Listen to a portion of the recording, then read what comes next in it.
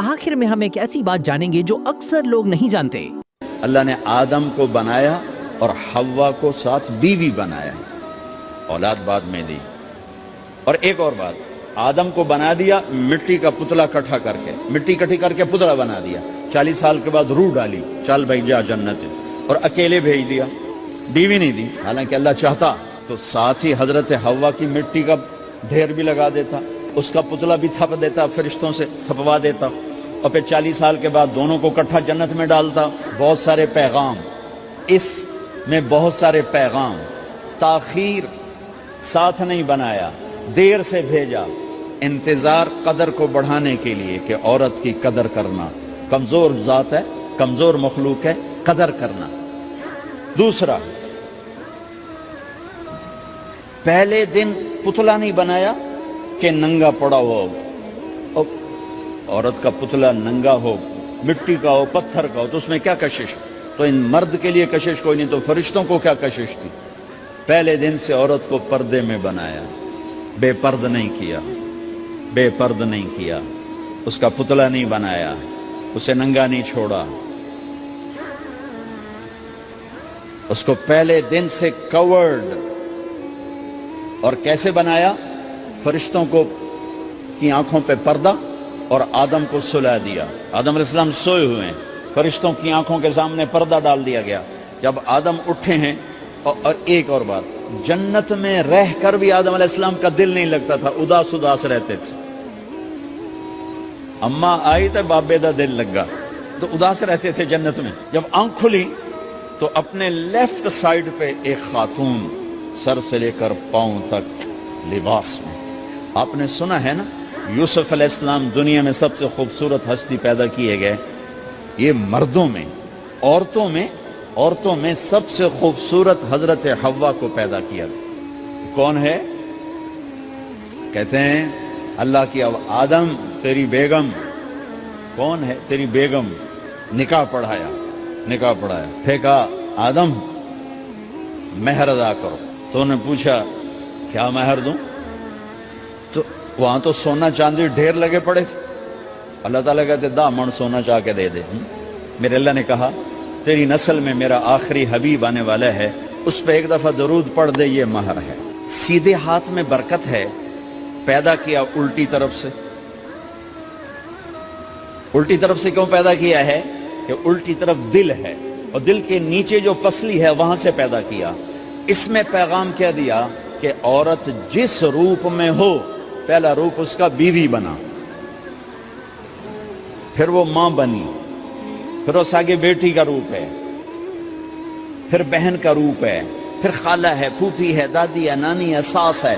جس روپ میں بھی عورت ہے اس کو دل کے قریب جگہ دو۔ یہ دل کے نیچے سے پیدا کرنے میں یہ پیغام دیا گیا ہے، اسے ذلیل نہ کرو، اسے خوار نہ کرو، اسے بے عزت نہ کرو، اس پر شدت نہ کرو۔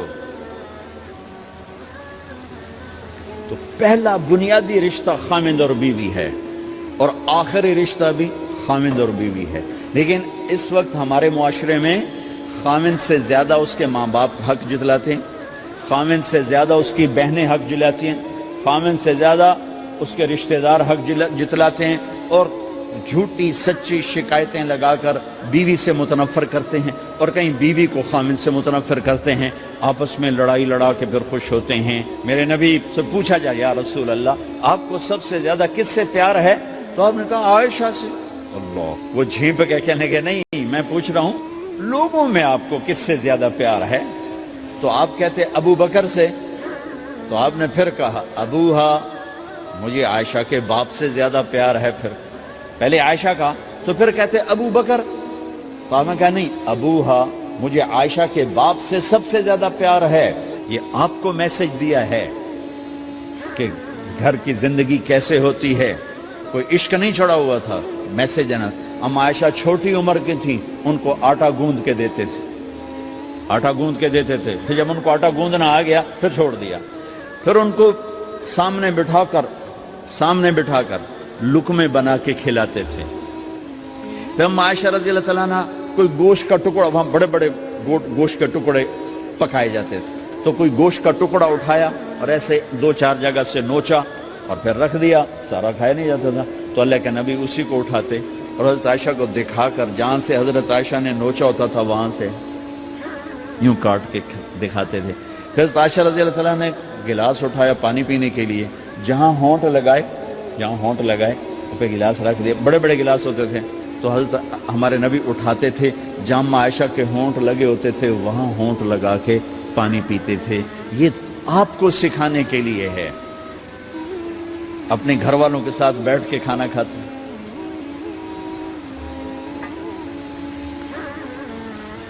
یہ میرے نبی کی معاشرت ہے، یہ میرے نبی کی زندگی۔ گھر میں جھاڑو دیتے، اپنے کپڑے خود دھوتے، کوئی چیزیں بکھری پڑی ہوتی تو بیوی کو نہیں ڈانٹتے، خود اٹھ کے سیٹ کر کے رکھ دیتے، گھر والوں کے ساتھ مل کر برتن دھوتے، صفائی کرتے، گھر والوں کے ساتھ مل کر۔ یہ میرے نبی کی ایک خوبصورت زندگی ہے بھائیو بہنوں، ہم بھلا چکے ہیں۔ بیوی کے لیے خامد کو سب سے بڑا حقدار۔ بعض لڑکیاں ایسی نادانی کرتی ہیں کہ شادی کے بعد بھی اپنے ماں باپ کی آنکھ کو دیکھ کے چلتی ہیں۔ شادی کے بعد سب سے بڑا حق خامد کا ہے، شادی کے بعد سب سے بڑا حق خامد کا ہے۔ ماں باپ پیچھے چلے جاتے ہیں، بہن بھائی پیچھے چلے جاتے ہیں، لیکن یہ نادانیاں بھی دیکھنے کو ملتی ہیں کہ شادی کے بعد بھی ماں باپ اپنی بچی کو اپنے قابو میں رکھنے کی ترتیبیں سوچتے ہیں تو وہ بھی اپنی بچی کا گھر برباد کر دیتے ہیں۔ میرے نبی سے پوچھا گیا یا رسول اللہ عورت پر سب سے زیادہ کس کا حق ہے؟ تو آپ نے فرمایا اس کے خامد۔ ایک خاتون ہے، یا رسول اللہ میری شادی ہو رہی ہے تو میرے اوپر میرے خامد کا کیا حق ہے؟ تو آپ نے ارشاد فرمایا تیرے خامد کے جسم پر زخم ہو، زخموں میں پیپ پڑ جائے اور تو اپنی زبان سے چاٹ کے زخم صاف کرے تو تو نے اپنے خامد کا حق ادا نہیں کیا۔ خامد کو سمجھایا کہ سب سے بہترین مسلمان وہ ہے جو بیوی سے اچھا سلوک کرتا ہے، اور میرا سب سے اچھا سلوک ہے اپنی بیویوں کے ساتھ، یعنی قاب قوسین او ادنا آپ کا مقام ہے۔ اللہ پاک کا دیدار اپنی آنکھوں سے کیا ہوا ہے، اور آپ ہمیں معاشرت سکھا رہے ہیں کہ ایک جہاد کے سفر سے واپس آ رہے ہیں، ہم عائشہ ساتھ ہیں، تو آپ نے صحابہ سے کہا بھئی آگے چلے جاؤ، سارے آگے چلے گئے۔ جب سارے نظروں سے غائب ہو گئے تو آپ نے کہا عائشہ دوڑ لگاؤ گی میرے ساتھ؟ عائشہ نے نہیں کہا، میرے نبی نے کہا دوڑ لگاؤ گی؟ آج کل کا کوئی علامہ بھی یہ نہیں کرے گا۔ عائشہ دوڑ لگاؤ گی میرے ساتھ؟ کہا جی لگاؤں گی۔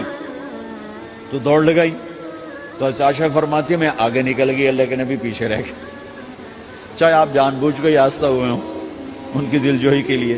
کچھ سال گزر گئے، پھر جہاد کے سفر سے واپسی ہو رہی ہے تو آپ نے صحابہ سے کہا بھائی آگے چلے جاؤ، تو سارے آگے چلے گئے، غائب ہو گئے۔ عائشہ دوڑ لگائیں؟ کہا جی لگائیں۔ تو فرمایا کہ ان دنوں میں ذرا موٹی ہو گئی تھی، جب دوڑ لگائی تو اللہ کے نبی آگے نکل گئے، تو پھر آپ نے کہا عائشہ ہذہ بتلک، عائشہ اب تیرا میرا حساب برابر ہو گیا، اس دفعہ تو آگے نکل گئی، آج میں آگے نکل گیا۔ یہ میرے نبی کی معاشرت ہے کہ بھری محفل میں کہہ رہے ہیں مجھے عائشہ سے سب سے زیادہ پیار ہے۔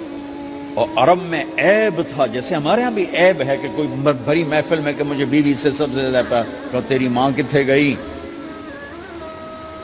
ماں کا اور خانہ ہے، بیوی کا اور خانہ ہے، ماں کی اور جگہ ہے، بیوی کی اور جگہ ہے۔ تو میں آپ سب سے کہتا ہوں ماں باپ کی وجہ سے بیویوں پہ زیادتی نہ کرو۔ دوستو، حضرت آدم کی کہانی ہمیں یہ سکھاتی ہے کہ انسان سے غلطی ہو سکتی ہے، لیکن سب سے ضروری بات یہ ہے کہ وہ اللہ تعالیٰ کی طرف رجوع کرے اور سچے دل سے توبہ کرے۔ اللہ تعالیٰ نہایت رحمان اور رحیم ہے، اور وہ اپنے بندوں کی توبہ قبول فرماتا ہے۔ تکبر نے ابلیس کو تباہ کر دیا، جبکہ عاجزی اور توبہ نے کو اللہ کی رحمت کا مستحق بنایا۔ یہ سباق ہم سب کے لیے ہے۔